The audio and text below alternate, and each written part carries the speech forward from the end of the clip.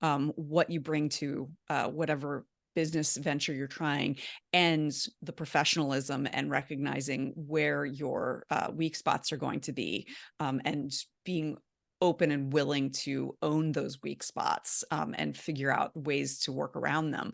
I really do think that you are going to succeed as long as you are able to take the time until you get whatever the big break is.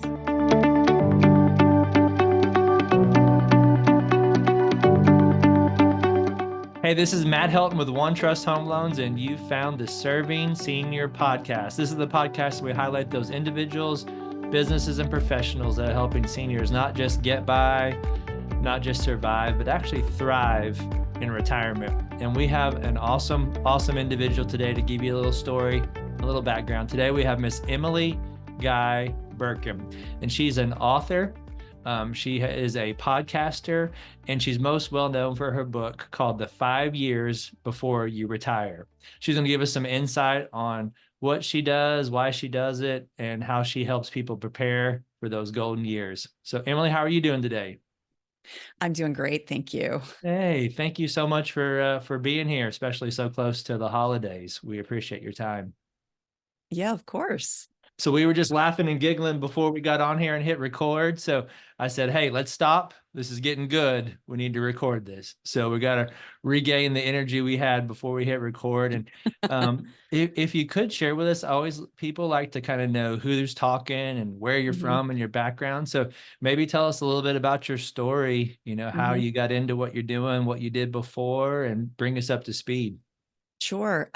So I like to tell people that I tripped and fell backwards into writing about money. Okay, It was got it. never part of the plan. I'm from Baltimore originally, Okay. but I've spent my entire adult life in the Midwest. You're not a Ravens fan, are you? I Right. actually moved right before they got to Okay, Baltimore. good. We'll let you stay on the podcast, and we have problems with Ravens here in Nashville. Understood. Uh-huh. So I met my husband in Columbus, Ohio.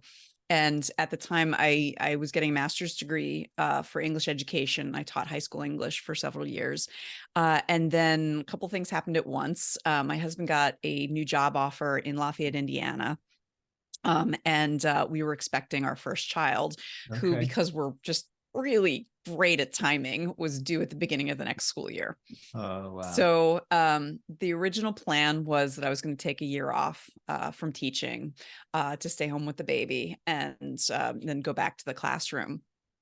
And then, further evidence of our great timing, we put our house in Columbus on the market a month after the first time home buyers credit expired. Okay. So it took us 11 months to sell that Oh, house. wow. So we went from 2 incomes to 1, 2 people in the family to 3, Oh, gosh. and 1 mortgage to 2.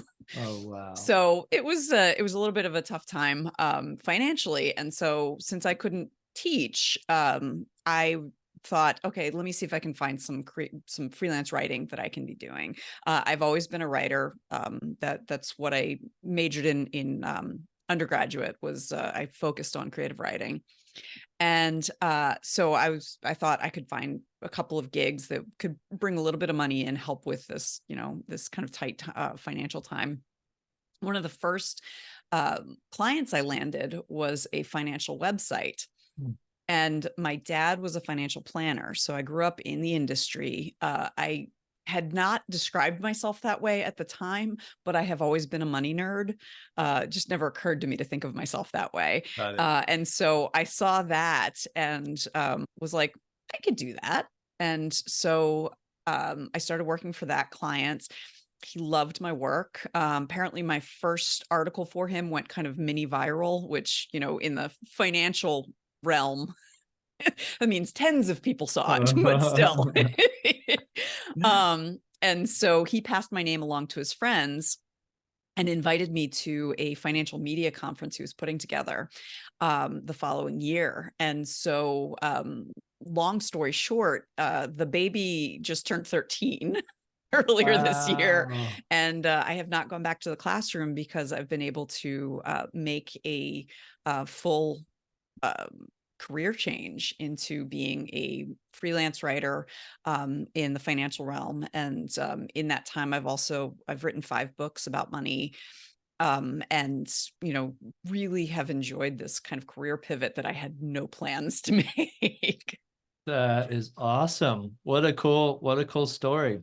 Well, that leads me down a couple rabbit holes. Maybe you could share, definitely give us some tips about the 5 years before retirement. I'd love to hear Mhm. that. But also too, there may be someone listening that is in a job they don't like, Mhm. that has a vision of opening their own business. Maybe it's not writing about financial Mhm. stories. Maybe they're not a financial nerd, but they do have a dream and they have a vision. Maybe you could also hit on that, like, Mhm. some tips on making the leap and how to prepare for it, or maybe things you didn't do. Mhm. Sounds like Mhm. it just happened, right? That you would have done differently if you were making that plunge today. Maybe start with that, like the person that's thinking about jumping out and starting their own business and doing something on their own.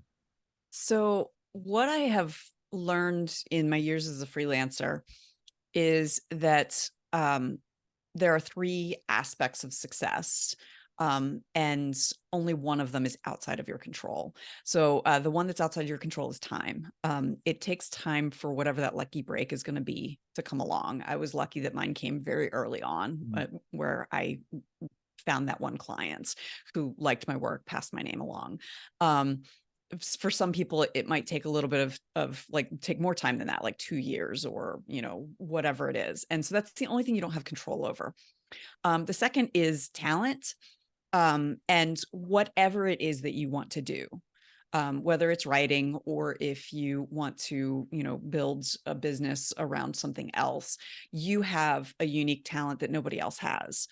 Um, when I talk to people who are looking into becoming writers or things like that, they're like, well, wait a minute, not everybody's a talented writer.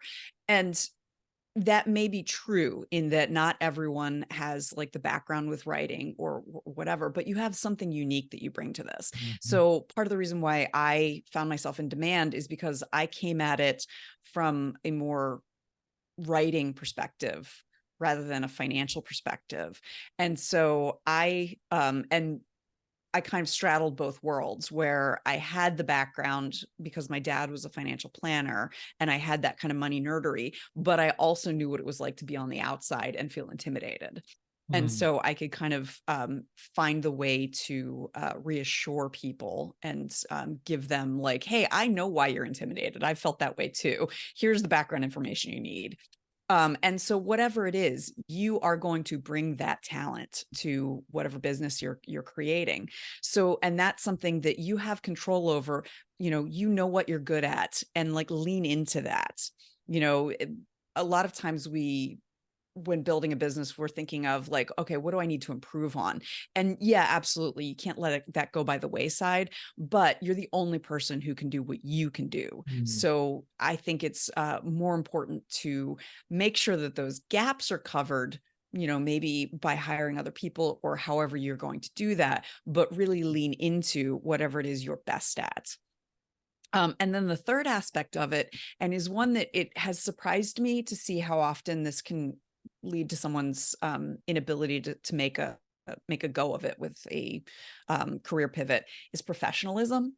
Mm. And that's because for whatever reason, people struggle with things like missing deadlines. They struggle with communication with clients. They struggle with any of those kinds of things. Um, and similar to talent, you're going to have the thing that is your struggle. So my struggle is deadlines. I've been a professional writer for 13 years and still to this day, I struggle with deadlines. But I Wow. know that about myself. And I am very open with my clients when I'm struggling with the deadline. When I have been on the other side of it, where I have contracted people to write for me, there have been people who struggle with deadlines who just kind of ghost you Mm. because they feel bad about it. And so, because I know that I do that, I try very hard to be open with my clients, be like, hey, I'm struggling with this. I intend to get it to you Wednesday instead of Monday. Is Yeah. that okay? That sort of thing.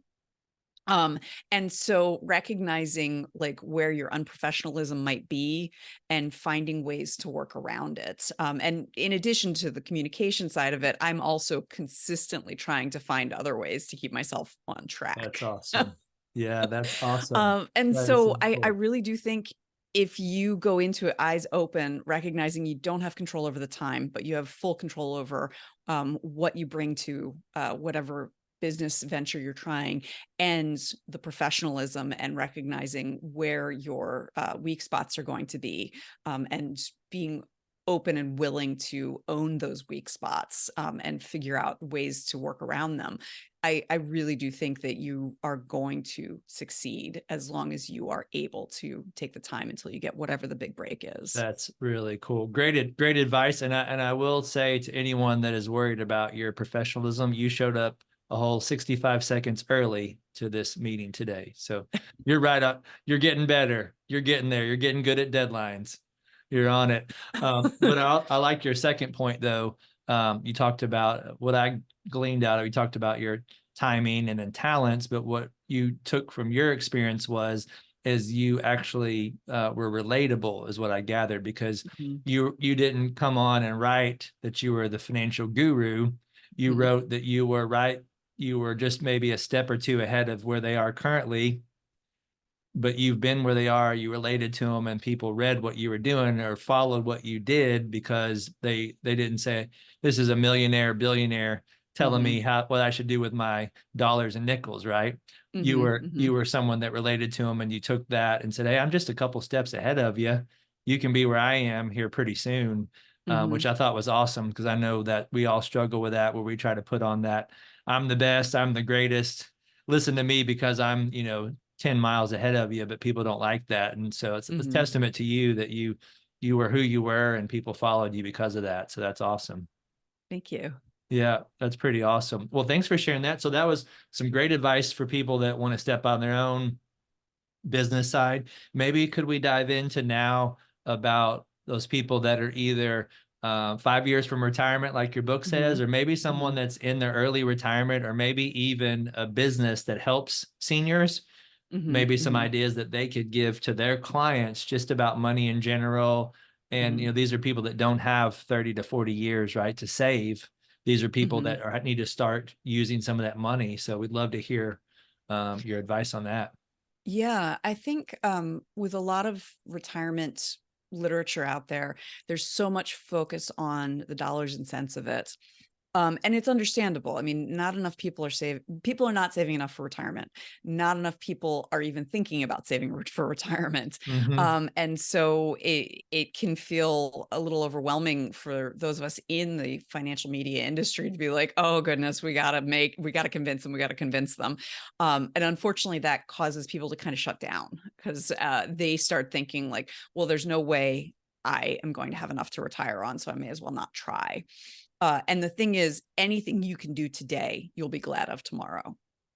Nice. And so whatever you can do, if all you can do is, send $10 to your 401k with every paycheck, that is going to be better than not doing it. Hmm. And that's one of the things that I think that my industry struggles with, the idea that like a little bit is better than nothing at all.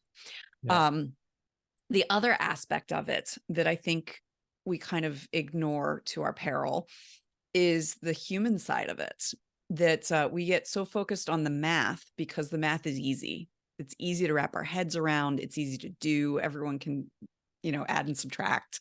Everyone, even if you're not great at math, you can use calculators to Right. see what an 8% return would be. But the whole point of the money is to live. And so people kind of overlook what that's going to mean. And that can happen in one of two ways. One way is people to feel overwhelmed and worried that they're going to outlive their money. And Mm-hmm. so they kind of become miserly, and they make decisions based on like this idea of scarcity, like, oh goodness, I can't afford presents for my grandchildren because what if I run out of money in 20 Right. years? Or I can't afford to visit my sister because what if I run out of money in 20 years? So that's one side of it. And then the other side of it is the kind of like, well, it's only money. I'm going to, I'm going to go to Thailand. I'm going to spend this money because I want to enjoy it while I'm still relatively young. And I'll let my 90-year-old self worry about money then. Yeah. And in both cases, you're causing yourself stress and pain that's unnecessary. And so for me, I think it's really important for people to really think out what they want from their life. Now, it's more common to do this with retirement, but I think it's true at every stage in your life. But think through, what do you want a typical day, week, month, and year to look like in retirement or in your life? And you can like dream big, like what if money were no object, what would a typical day, week, month, and year look like? And like really kind of make it like a movie in your mind. Like, what would waking up look like? What would you have for breakfast? What would you do during the day? How would you spend your evening? Those sorts of things. And then that's one side of it.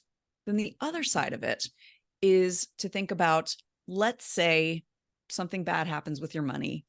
There's an economic downturn. You're not able to recover from it. Think through, what is the least you would need to feel content with your life for the average day, week, month, and year? And so a typical day, week, month, and year for like a plan B retirement, where things aren't great, money is tight, but what's the minimum you'd need to feel like, you know what, I'm having a good life? And kind of putting those together, the truth is retirement's going to be somewhere in between those two. Right. It's very unlikely you're going to have to go through that plan B.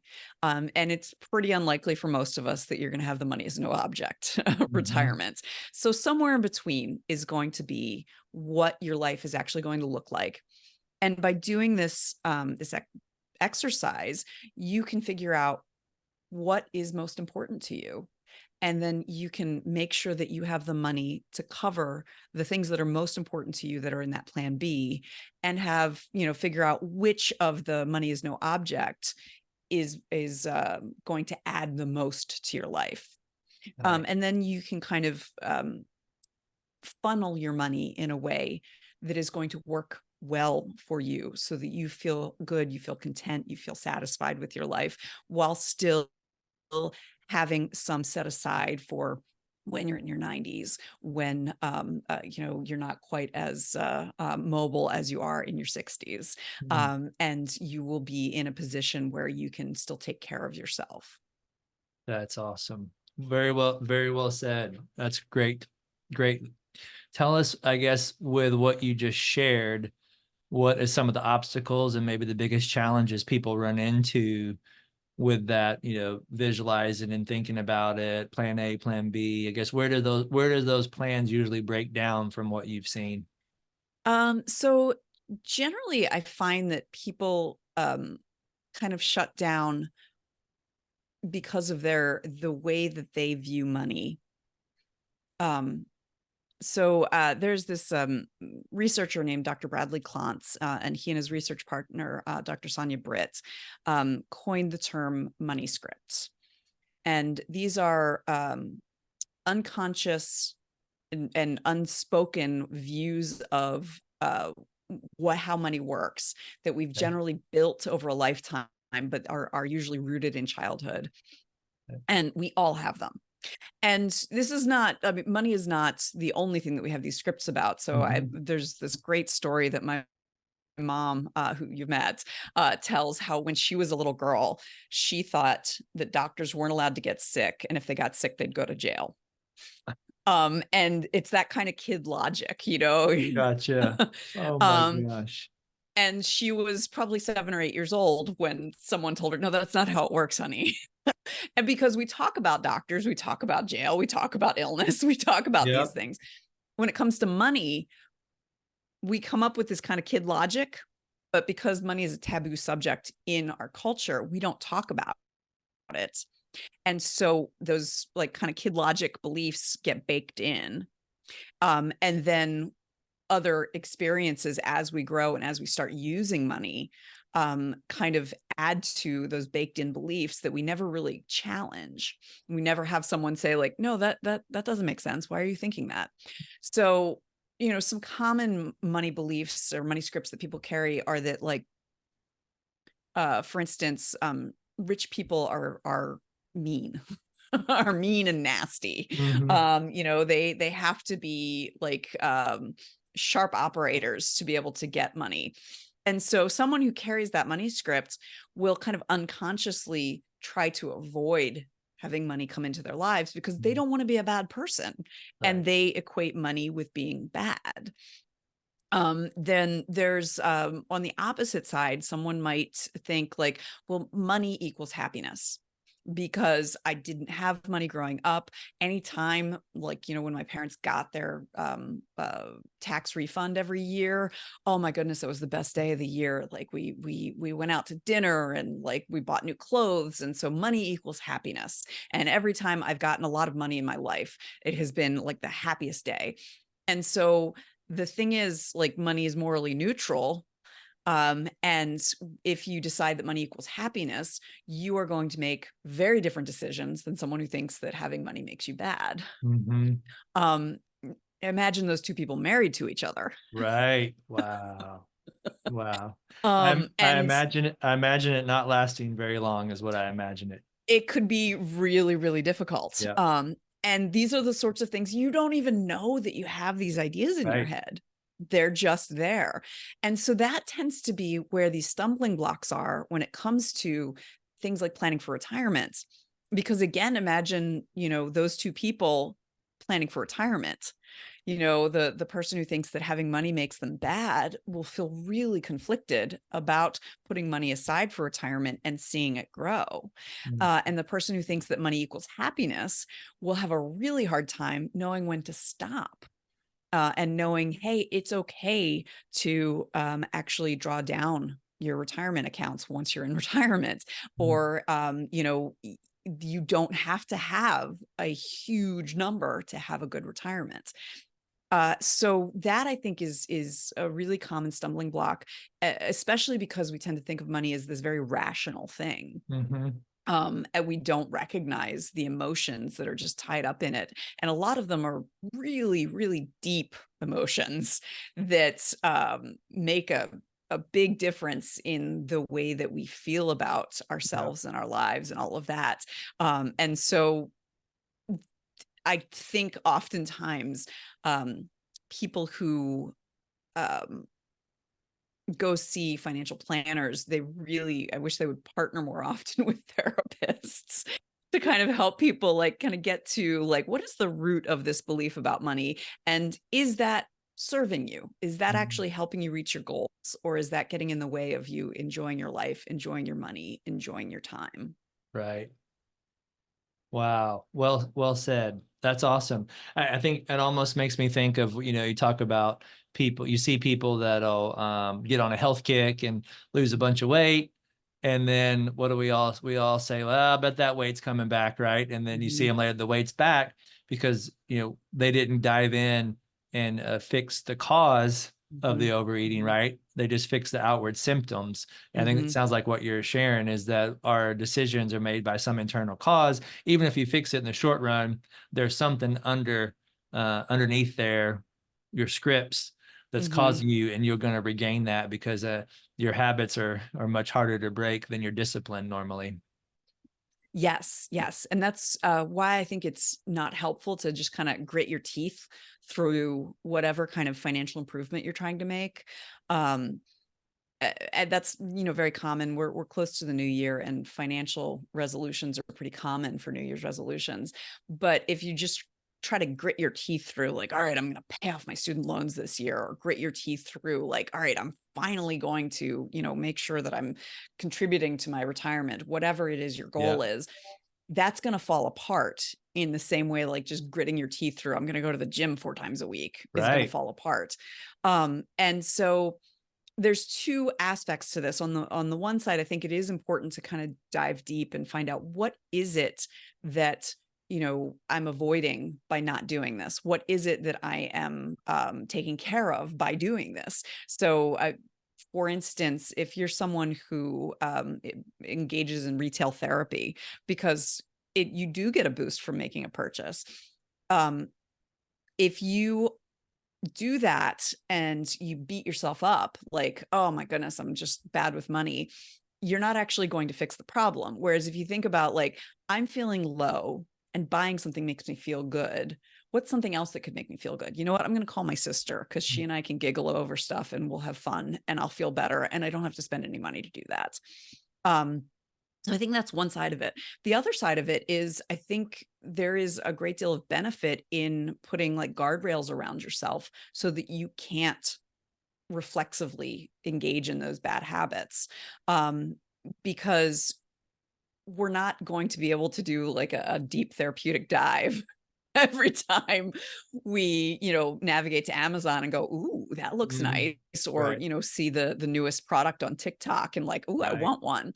So if you also find ways to force yourself to take a moment when it comes to bad habits, in addition to trying to think through why you have them, you're going to be a lot more successful than trying one or the other. Makes sense. That makes sense. And I guess if you are so addicted to retail therapy, you can't stop yourself. If you're going to buy something, they should at least buy a copy of one of your books if they have Yes. to, right? Okay, I thought Yes, we'd get absolutely. that in there. Anything that you would could possibly recommend, maybe from the book? Let's say that there's that person that is in that 5-year window to retirement. Is there some basic things that they should do? Maybe you could share from the book. Mhm. So I think one of the first things to do is, and this is a tough one, is look at where you are financially. It's within that 5-year window is when it starts to feel real, like, oh, I really am going to retire. And so for some people that's enough, like, okay, well, how much do I have? How much do I need? But for some people that causes kind of like head in the sand syndrome, where you're like, oh God, I don't want to think about it. In the same way, many of us are going to avoid the scale on January 2nd. Like, I don't want to know. Um, but it's never as bad as you think it's going to be. Yeah. And it's far better to know than not know. Yeah. So like the first thing is really take stock of what you have, and sometimes it'll take a little bit of time. That's another reason why people avoid it. If you've had multiple jobs and, so multiple 401ks or other retirement accounts, trying to figure out where they all are and, figure out what your password was, if you have to contact HR from that old job, those sorts of things can take a little time. So, make sure that you set aside time to do that and really be intentional about, like, okay, I want to figure out how much I have. I want to figure out what that's going to mean, and those sorts of things. That's one aspect of it. Okay. Another, I think, that's really important is to look into what your Social Security is going to be and start thinking now about, how you can optimize the Social Security that you're going to receive. Okay. So there's Social Security has something called My Social Security, on SSA.gov, where you can sign up and it tells you exactly how much you can expect depending on when you retire. So if you take it at the earliest age of 62, if you wait until your full retirement age, or if you wait until 70. And it gives you further information about if you're married, what your spouse might be able to expect from spousal benefits, what widow or widower benefits might be, and kind of really looking at what that's going to be, but not necessarily counting on it. Okay. So it can be really easy to be like, oh, I get this much at 62. You know what? I'll just retire then and I'll live off Social Security. It'll be great. Um, well, your benefit is permanently reduced. So you get a full benefit as of your full retirement age, which is between 66 and 67, depending on when you were born. And it continues to grow about 8% per year until age 70. Okay. And so you don't just want to think about for yourself. You also want to think about what that benefit will mean to your spouse if you predecease them, or vice versa, because the amount that your a surviving spouse receives is based on how much the deceased spouse was getting. So if they take their benefit at 62, the surviving spouse's amount is going to be based on that permanently reduced amount. Whereas if you wait until 70, it's going to be a lot bigger. And considering the fact that it is guaranteed for life. So if you live to be 125, you will still be getting checks from Social Security, although not actually Nah, checks anymore. Um, nice. it is much better to, if you can, ensure the largest possible Social Security check you can get, because there are no guarantees about anything else. Mhm. And I know there are people who feel very uncomfortable with Social Security because it's a lot in the news. And what I like to tell people is it's as close to a guarantee as we can get. Mhm. And if we cannot count on Social Security, we've got bigger problems than money. That Right. means the meteor is coming. That means the zombies have risen from their graves and are feasting on human flesh. It Yeah. means something truly bad has happened. Yeah, that And so maybe money will be the least of our maybe problems. Russia and China have merged into one country and they're standing Yeah, on top of yeah. us with Okay, that machine might be guns. more possible than the zombies, Right, but exactly. I it want to be will a little be, realistic at least. yeah, it will be a major global concern Yeah, that would lead to that, not just a matter of politics as usual, which is right. as infuriating as it can be. But it's not going to be a situation where, like, oh, with the stroke of a pen, you're not going to get your Social Security benefits Mhm. anymore, which is the kind of thing that people are concerned about. It's not Right. like that. It is more like if China and Russia were to merge and, declare war on the rest of the world, or if, there was some sort of huge natural disaster that took out the world. Yeah. If COVID did not kill Social Security, I have trouble believing anything I see in my lifetime could possibly do it. Exactly right. No, that's well said. That's awesome. And I think that's interesting that you said that. And that's where kind of our paths could cross because we have a full service mortgage company, but we focus on senior lending. Mhm, And we found that I think similar to what you mentioned earlier, kind of the emotional side of things is that, some people have a lot of equity in their homes or they have their homes paid off. And that's kind of become their one badge of honor mhm, because maybe they didn't save very much. Maybe they're living off Social Security. Maybe they saved some, but they've got more equity than they have cash. And mhm, their badge of honor is the home's paid off. And it's almost like a scarlet letter if they borrow against the house, right? mhm, mhm, So that's where we kick in and try to break down those stigmas. So we have options. I call them retirement mortgage solutions, where we show people that there are ethical, efficient ways that you can actually use your home equity to turn it from this fictitious number on a website that really all equity does in an expensive house, if you don't use it, causes you to pay more property taxes and mhm, causes you mhm, to need to call your insurance guy and say, hey, I need to raise my insurance because my home's worth more. And then they send you a bill where your insurance is higher than it was mhm, before, right? mhm, So it doesn't really do you any good if your home's gone up in value unless you learn how to use it. So that's where we come in. We have options that are actually federally insured loans that mhm, are backed by the government. It's actually backed by FHA, the same FHA that a lot of us did as first-time home buyers. They have a mhm, senior side. So we mhm, have options that allow clients to use some of their equity. Usually it's only 25, 30, 40%. It's a low percentage of it, where there still be equity whenever they pass away, they can still give the house to the kids. The kids will still get mhm, some money. But we mhm, usually talk to them about, hey, you could use your equity. We call it the 4 L's. It could be used for longevity, lifestyle, liquidity, and legacy. So longevity really is, besides their longevity, is their money. I think you mentioned earlier, a big thing is people are worried about outliving their money. It's right mhm. there with public speaking, right? They're scared of public speaking. We're more scared of running out of money or public speaking. It's right there close together. Mhm, Um, but the interesting thing is if you use some of your equity, it allows your other funds to last longer. So we talk about that, and we talk to people. The other L is lifestyle. What if you had an extra, 50, $100,000, what would your lifestyle be like in retirement? mhm, And then we talk about liquidity. A lot of clients we work with, they work on these, they set these loans up and because they never got around to saving, but they also get around to long-term care insurance. Mhm. Whether, Yeah. everyone's got different opinions. Maybe it wouldn't have paid out anyway, but a lot of clients, they need care. Mhm. They just never did anything about it, but they got lucky because they paid their mortgage every month and their house went up in value. So they really kind of funded a policy. They just Mhm. don't know it. And then the last Yeah. thing we talked to them about is legacy.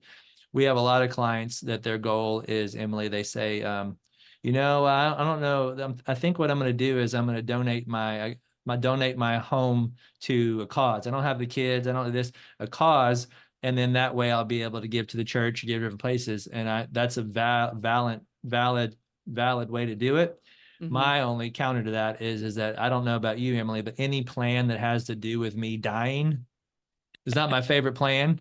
Yeah. Yeah. So then we can show people how they could get some of their equity while they're still alive and give it to the cause and be Mhm. involved with the cause and see the cause flourish while they're involved in the Mhm. cause, just Mhm. because we can show them. So, and then the other part, our neat thing about our program is it doesn't require payments. So they're like lines of credit tied into a reverse mortgage together. Mhm. Mhm. But they don't have to worry, none of the crazy stuff, losing my house and all that stuff you've ever heard about. The federal government cleaned all that up. So just Mhm. some unique things. So I think what we're talking about kind of ties together, because it's for a lot of people that are trying to catch up on Mhm. retirement, right? Yeah. And fortunately, the one good thing that's happened is a lot of people's homes around the country have helped them catch up. They just don't know it and they don't know how to Yeah. use it. So that's where we Yeah. come in. So maybe it'd be something we could chat more later about the game plan. But Mhm. the interesting thing about what we do is it's not really a financial conversation, similar to what you shared earlier. It's more of an emotional conversation. What would it be like if you had the money to pay for retirement, had the money to do this, the money to take out? That would be great. Well, we can show you how you'd borrow against the home. Oh, I don't know about borrowing from. It's like emotional, right? Yeah. Yeah. So it's one of the, just like you said earlier, you got to start with the root cause of the problem. Mhm. Mhm. Yeah. Well, it's interesting. My dad talked about how when he was early in his career as a financial advisor, he got a chance to meet with this guy who was a like big name, big hotshot in financial planning, and who had so many clients and was responsible for so much money. And he was like, "So how do you do it?" And apparently he had 5 conference rooms, and he would just go Wow. boom, boom, boom, boom, boom down the and 15 minutes per client. And my dad, who had been like really impressed with this guy, was like, well, that's just not it. Because 15 minutes in, he was just putting away his clients' grandchildren's pictures, after having looked at them and checked on Yeah. what they're doing in their lives. Yeah. And for my dad, he was saying what he does is about the relationships, That's and it's awesome. about living. It's not about maximizing. Right. And that sounds like what you're talking about. It's like you want the relationships, you want like the money is a tool to be able to do all of these things. It's not the end in itself. Yeah. And that's the kind of ethos I bring to what I write about. Oh, that's awesome. So cool. Yeah, it's so cool because unfortunately, we have a expiration date. We don't know when it is, Yeah. but we all know it's coming at some point, right? And we only got Hmm. one shot at it. And the neat thing about what you're doing is you're teaching people how they can get the most out of their time before that Hmm. expiration date, and not to Hmm. worry about it and not to have concerns and try to get the emotion out of it, and just go out there and have the best retirement they can. Hmm. Yeah, absolutely. Well, that's awesome. Well, I guess maybe share with us besides, two things. One is, where would people find your book? And then Mhm. besides your book, any other resources you recommend people to check out to learn more about saving and finances, etc. Mhm. So you can find my books pretty much anywhere. They're sold: Amazon, bookshop.org, your local Barnes and Noble, or local independent bookseller. Um, uh, there, you can also find me on my website, emilyguyBirken.com. Okay. And so there's links to all of my books there as well. As for other resources, There is quite a bit out there for like anything that you're looking to find. I really like, you mentioned like the FHA, and I talked about Social Security. The federal government has quite a bit out there that you can trust. Information about everything from budgeting to saving to like lending and anything. Like the CFPB, the Consumer Financial Protection Bureau, the Fed, and usually it's like the St. Louis Fed or the New York Fed will Okay. have things for kids all the way through retirees, resources. And so I really love those resources because they are, the sort of thing that that the information is good, that someone's not trying to sell you something, and it'll Mm-hmm. help you kind of get clear on what it is that you need to know. If you're not sure how to find it, do a search for whatever it is you're looking for and then add .gov. And that usually will help you find Nice. those kinds of resources. It's the kind of Google foo you learn over the That's years. awesome. Now, we talked about not saying anything controversial on here, but you just said that we know we can trust the government. So I don't know, depending on who's listening right now. Yes, yeah. Meaning that no one's trying to sell you something. Put it Okay. that Thank way. you for the It's clarification. yeah. So obviously, I'm not saying that everything is trustworthy, but it's not like getting information from Bank of America Yeah. or Wells Fargo, where you can have some doubts in your mind, like, is Right. someone going to benefit from this in a way that is like bad for the average Yeah. consumer? Whereas it's going to be information that was intended to be written as impartial and without any sales Yeah. whatsoever. Completely makes sense. I was just giving you a hard time. I was just thinking Fair enough. what somebody out there was thinking. What did she say about the government? That's awesome. Well, thanks for that. And then tell me about you mentioned your book. Any where would people connect with you, follow you, reach out? So I am on Twitter, X, I guess it's now called, at Emily Guy Birken. I'm also on Blue Sky and Threads, and Instagram, all of those under at Emily Guy Birken.